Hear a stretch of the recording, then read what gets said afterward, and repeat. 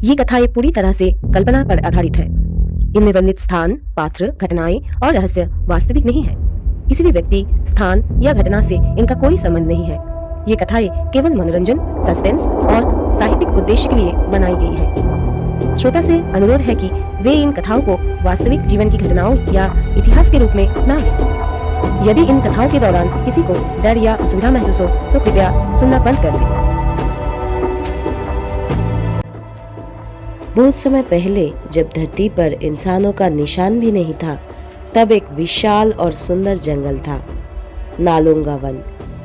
ये जंगल घने पेड़ों, गरजते ज्वालामुखियों और तेज हवाओं से भरा था।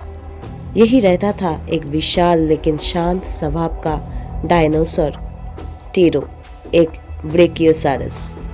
टेरो का शरीर पहाड़ जितना ऊंचा था, गर्दन बादलों को छूती थी और उसकी चाल से जमीन हल्की सी कांप जाती थी, लेकिन दिल उसका कांच जितना नरम था। वो जंगल के छोटे जीवों की रक्षा करता था। पक्षी उसकी पीठ पर बैठते, छोटे डायनासोर उसके पैरों के बीच खेलते और नदी किनारे के जीव उसे दूर से सलाम करते। एक दिन टेरो को जंगल में एक छोटी सी आवाज सुनाई दी, मदद करो। वो झुका तो देखा कि एक छोटी हरी सी लीला, एक बेबी ट्राइसेराटॉप्स मतलब 3 हॉर्न्ड फेस डायनासोर कांटों वाले पेड़ में फंसी थी। टेरो ने अपनी लंबी गर्दन नीचे करके बड़ी कोमलता से उसे छुड़ाया। लीला डर के मारे उसके पैरों के पीछे छिप गई।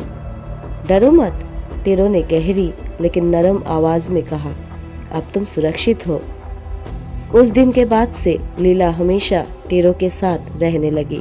टेरो उसे जंगल की फूल दिखाता, नदी के किनारे ले जाता और पहाड़ियों की चोटी से सूरज ढलते हुए दिखाता। लीला टेरो को बड़ा भाई कहने लगी। लेकिन नालुंगा वन पर एक खतरा मंडरा रहा था। जंगल के बीचों बीच स्थित आग पर्वत कई दिनों से गरज रहा था।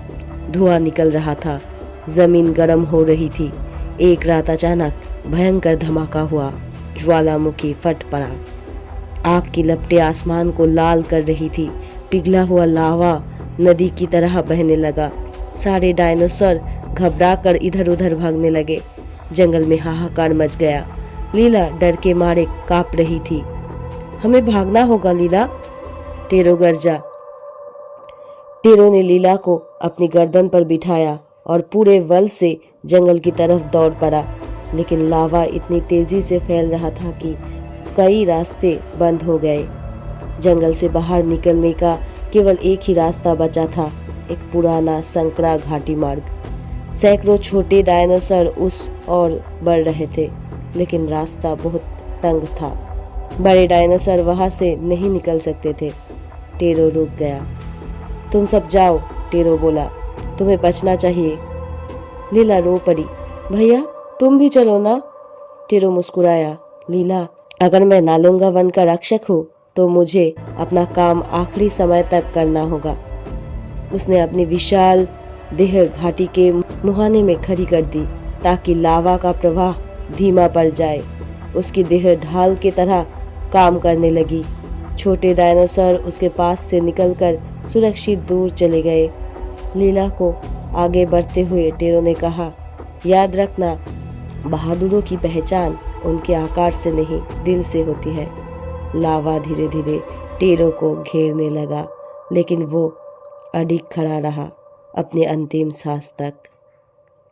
कई दिन बाद ज्वालामुखी शांत हो गया।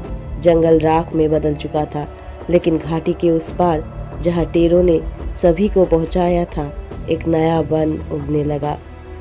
लीला रोज पहाड़ी की चोटी पर जाकर सूरज उगते हुए देखती, जैसा टेरो उसे सिखाया था।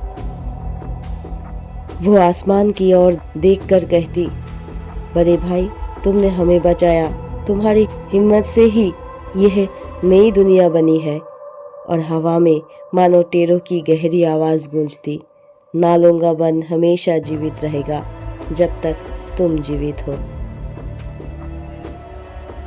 कहानी जो आप सुन रहे थे उसका नाम है प्रागैतिहासिक वन का अंतिम रक्षक।